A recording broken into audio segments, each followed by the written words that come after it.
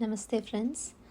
After understanding about the right way of cooking and consuming foods, where we learned about the different 5 elements present in our foods and how various tastes in our foods also have different elements present in them, and the right way to consume these foods based on the place where we live in, season that we are in, and also the method of consumption, like we need to sit erect, all those, every aspect was covered.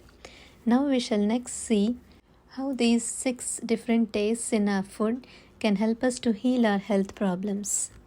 That's amazing, right?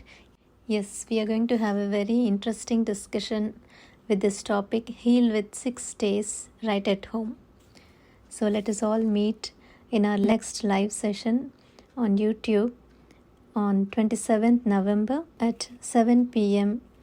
IST and 6:30 a.m. PST timings. See you all soon. Thank you very much.